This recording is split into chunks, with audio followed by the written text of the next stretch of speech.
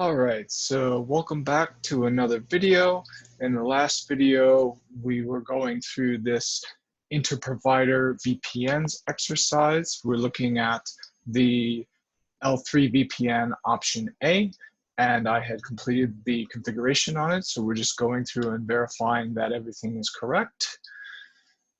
We had left off on ASBR2 and had verified through the command show route advertising protocol BGP 192.0.2.7 extensive and .0.2.7, this address here, is going to be the eBGP neighborship it has with ASBR1, but we can see there's no issues. Oh, okay, I got ahead of myself. So I meant to look at this one first. This is actually where we left off. We're going to dive into that one next, but unfortunately I added that in instead of this one. But look, okay. So now okay, so I've got ASBR2 here. So ASBR2, if we've got, okay. So I was entering in .7, this is going to be .8. So show route advertising, and this is kind of the running theme of this channel is look before you leap. So this is a show command. Like if I were to do that with a configuration command, stuff like that is going to happen. So really look before you leap, get comfortable with as many show commands as you can, understand when something like this happens and you were expecting to see something happen and what actually happened was different than what you expected to happen. Figure out why. Figure out, was my expectation reasonable, or was the situation just different than what I expected, or is there some sort of issue that needs to be resolved? It's really important to have a good understanding of your show commands and to use them effectively. So let's see here, show route advertising protocol. Okay, and this is one for ASBR1. So let's go down here, we're on ASBR2. So, and one thing I definitely wanted to mention, and I think now is a good time to do that, your question mark is really your best friend. So show route, and the other thing you can do is I can just enter in partial command and I can see how many commands there are that contain those letters. So I can see the show space RO question mark. There's only one possible command with that combination, but show space R, I've got 4 commands. And this here it's not much information, but it can be absolutely life-saving, because if I go show route and then I want to look at receive protocol, so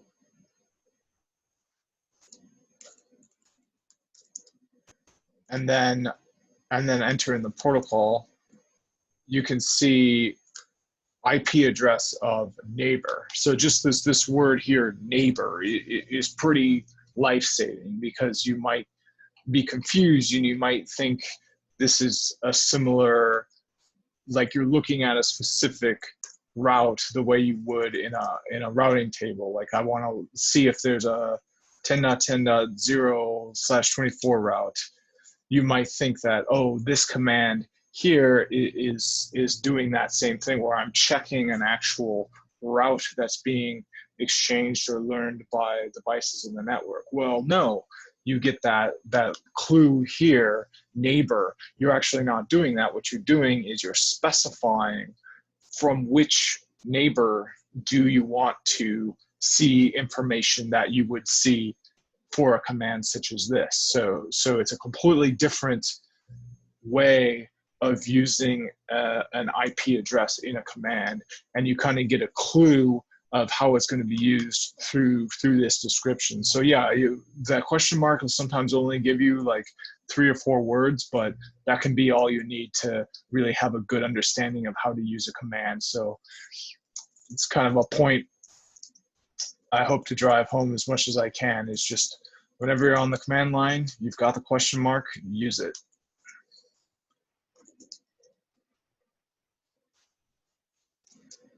So now we can see kind of what I expected to see, all of the received routes on ASBR2 coming from ASBR1. So we've got that loopback from CE1. That's looking great. But here's the issue that we found in the last video. If you look at the advertised routes,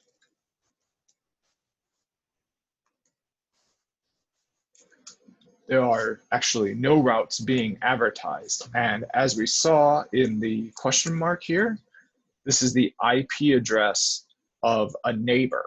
So this is actually the BGP neighbor that it's advertising to. Well, it's not advertising anything to that neighbor. So why is that? Well, does it even have a valid neighborship with that neighbor? Let's check that. Show BGP summary. We can see, no, it does not. It's trying to get there, but it's not. So then we can ping it, and we can even see that doesn't even, if it exists on the network, this ASBR2 doesn't even know about it. So what we can do is we can look at where this was meant to be configured.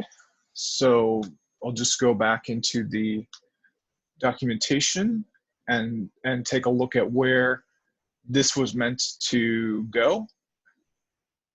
And I actually already know, but I will kind of see if I can.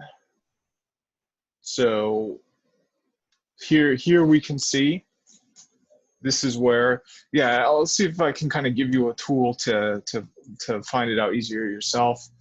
Control F-ing, that's another thing. Control F as much as you possibly can. You'll be able to get there really quick and see information, even if you know what you're looking for. Like for me, I knew that it was going to be on the PE2, but just having it highlighted in orange is great. So just kind of basic computer competency things, like you've got tools, use your tools.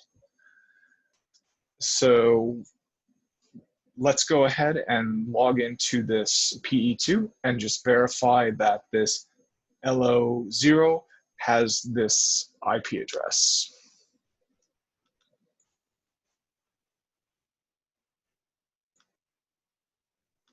And let's start the timer so I know how long the video will be, relatively longer than it was before.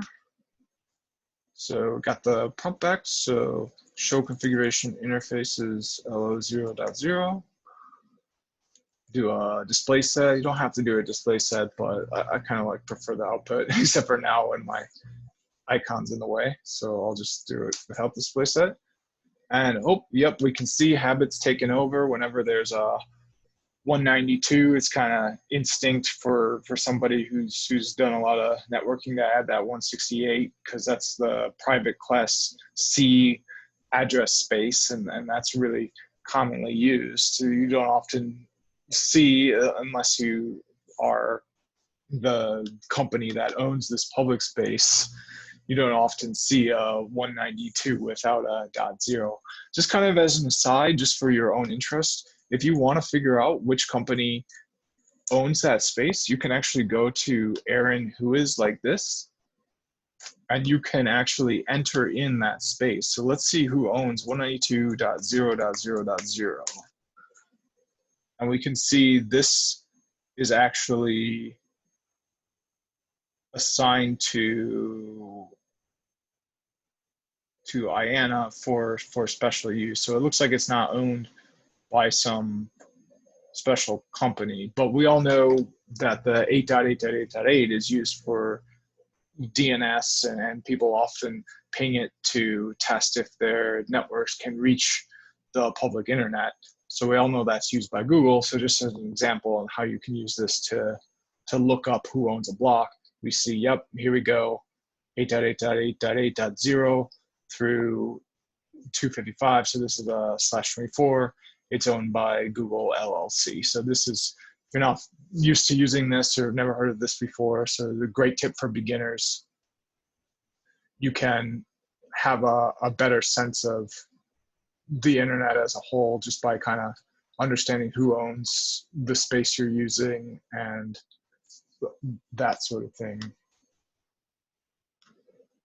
So in lab stuff like this, typically they try to not use addresses that are owned by a business just because if somebody is doing something in a lab and does it incorrectly or makes it public somehow, that could cause a problem for someone. So typically you would always try to use private space like this whenever you're in the lab, but it's certainly okay to go ahead and use public space in your own private setting. So I'm going to go ahead and fix that error. Edit interfaces LO0 unit 0 family inet. I'm going to delete that address. And we see the state, oh, right, because I don't have the correct one on there, I've got this incorrect one. So really great command too, I like a lot. Show pipe display set relative. So now you're just seeing from here. You don't have to, if you don't know that command, you get all of this. And if you're like me and you like them side by side, you could end up with word wrapping issues where it just goes off the edge of the screen. So this display set relative is a really invaluable command I like to use a lot. And you can use it for copy pastes that are more like for example, if I wanted to edit interface G000 because let's say I was meant to apply it to 001, but I accidentally applied it to 000. Well, if I do display set, now, oh, how am I gonna, I'm gonna get those 00s in there. But if I do display set relative, now I've got everything I need. I can copy it. I can do top edit interfaces 001, and now I can just copy it directly into 001 without having to go into like Notepad++ or like clean up the configuration beforehand or anything. So go ahead and roll back that configuration. Just do a quick sanity check that I actually did that. And go ahead and fix that error with the loopback address on C2. Oops, so unit 0 family inet, delete address, there we go, set address 192.0.2.7/32, show pipe compare. Oops, pipe key on this keyboard is a little bit smaller than the one I use at work, so kind of been mishitting that quite a bit. So let's go ahead and be a little bit more deliberate in pushing that, and everything looks good.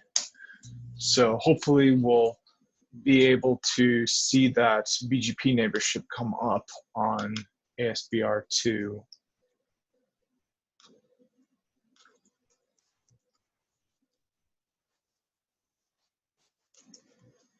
So still inactive, but I'll just keep hitting it.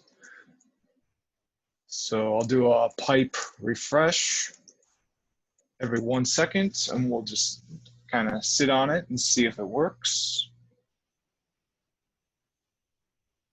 So I don't see any changes yet. It's gonna move through a series of states. Still nothing. So pretty clearly there's going to be, oh, here we go. So yep, now it's an established. So it just takes a while for it to move through all of the steps. It's something I unfortunately don't have memorized off the top of my head. So I'm going to actually look that up and say that. So BGP neighbor states. So it starts in idle, then connect, active, open sent. Let's look at more. Let's look at this whole thing. So, yep, idle, connect, and then depending on what happens in connect, it either goes into active or it goes into open sent. In our case, it went into active because it didn't have the correct, because that IP address being used to establish a neighborship was not configured on that device. The device actually had the wrong IP address configured on it. So after we changed that, it was able to go back to connect and then to open sent, open confirmed, and established. And these steps, open sent, especially open confirmed from what I understand, are just milliseconds. So even though we had our command going every second and we saw what was going on, we saw it go directly from active to established because that happens really fast, faster than you'll see if you're looking at it every second. It happens in milliseconds. So let's just keep going through and verifying those commands. Hopefully they'll be good now that the neighborship is established. So I can go back and I can go down to verifying the VPN operation. And this is ASBR2. So now we're gonna make sure that the ASBR2 is now advertising that loopback from CE1. So show route advertising protocol BGP 192.0.2.7 extensive. So yep, sure enough, now that we've got this as an actual IP on the device that this is forming that neighborship with, it's able to do that successfully. So we've got, looks like there's a little bit of kind of extra information here. It's advertising more than just this route, which is not shown in this help doc, but it's going to need to advertise all of the necessary routes. So this isn't necessarily an error. It just might be something that is not shown in the output here because it's not specifically relevant to like inter-provider VPNs or something like that.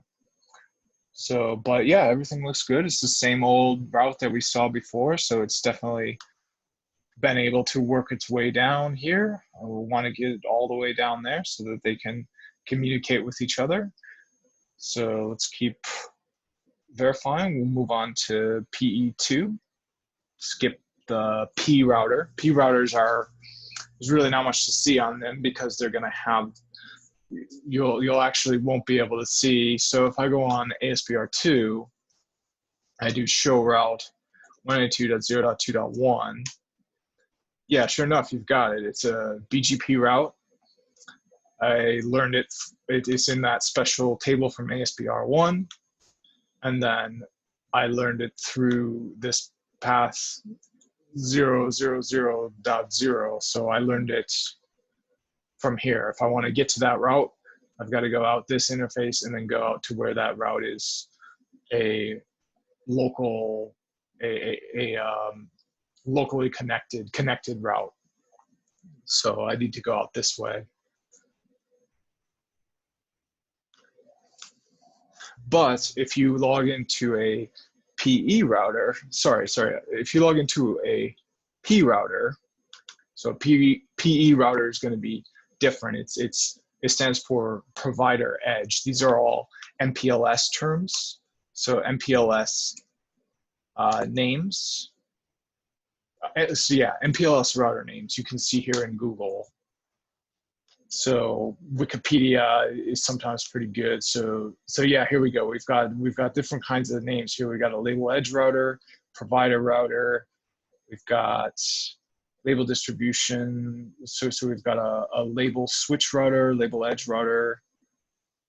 But let's go ahead and try to find the naming for, here we go. So in the specific context of an MPLS based virtual private network, which is what we're working on here, LERs, and we can go up and we can see, we just learned what an LER is. It's a label edge router that function as an ingress and or egress routers to the VPN are often called PE, provider edge routers. So yep, and that's what we see. These all have the VPN configuration on them. They're functioning as egress, ingress to the VPN. The C is just gonna send it over to the VPN. C is a customer edge router. PE, as we saw, is a provider edge router. So these all sit, if you are, let's say your customer is a grocery store, so you're gonna have this provider edge router be in a building owned by the provider, and it's going to be right on the closest building they have. And then you've got this customer edge that's going to be on the customer premise, and then you're going to have this link between those two devices connecting them together. So yeah, it's important to know kind of the naming of MPLS. That's really not what this video is about. So looks like the Wikipedia article is pretty solid. So I encourage everyone who's interested in MPLS to take full advantage of that. And I just figured it was good to kind of explain that naming a little bit since I've been using it so much. So P routers function only as transit routers. So you're just going to have traffic moving through them seamlessly. It's not going to be entering into the VPN or leaving the VPN at all. So you can see, yeah, it shows up here. You got the route, but on the P2, since it's a P router, you don't have that route at all because you're not dealing with routes. This is a MPLS topology. You're dealing with labels. So yeah, you've got the route, but it's encapsulated in a label. So it's not going to be in your routing table. It's very likely going to be, in fact, it's one of these because you can see it got it from ASPR1. It's got this label. So here it is. It's just, it's a label. It's not a route now. And it's just moving seamlessly through the provider router. And you're going to see that on all of those, since they're transit routers. They're just moving traffic. They're not taking it out of the VPN or adding it into the VPN. So they don't need any extra configuration for doing that. All right, so continuing on, finished ASPR2. ASPR2 was good. So moving on to PE2.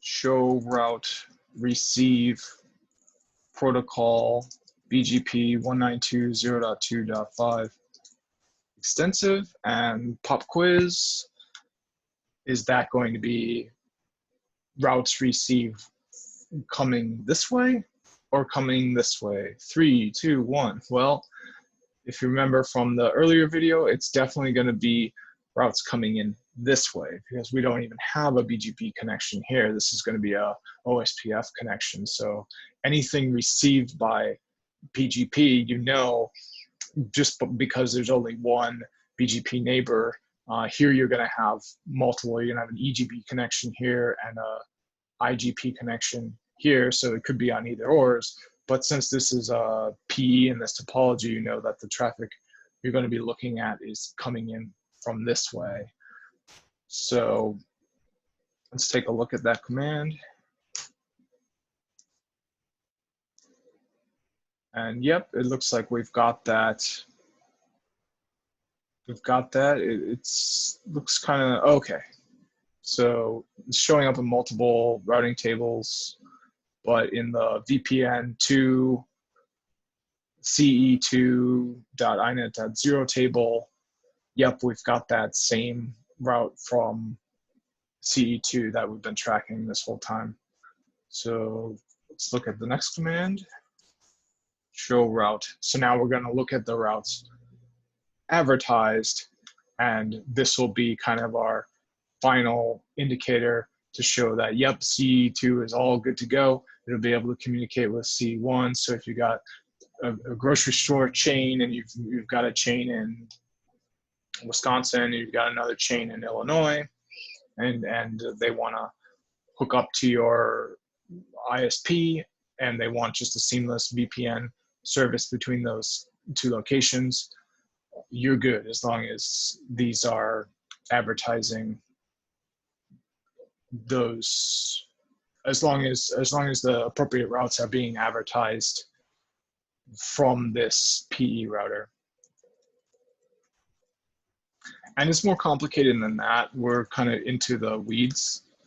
Like, that's more of a vanilla VPN situation. This is actually a VPN between service providers. So we're definitely way into the weeds with this exercise, but generally, conceptually, that's what a VPN is for a inter-provider concept, to provide a private WAN service for a company such as like a grocery stores chain, bank chain, something like that, so that all their locations can privately communicate with one another without having to worry about being on the public internet.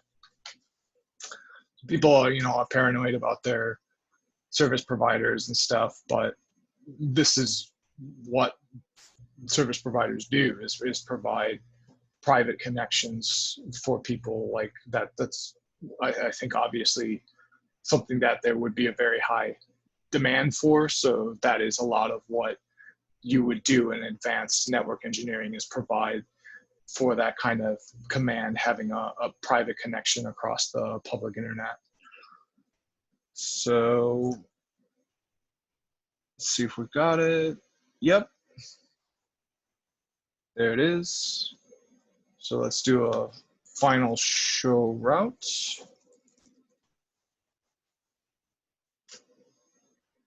And yep, everything's good to go. So got a few more verification steps to go through, but video's kind of getting long and I need a short break here. So I'll end it there. I hope you enjoyed the video and stay tuned for the next one. Thank you.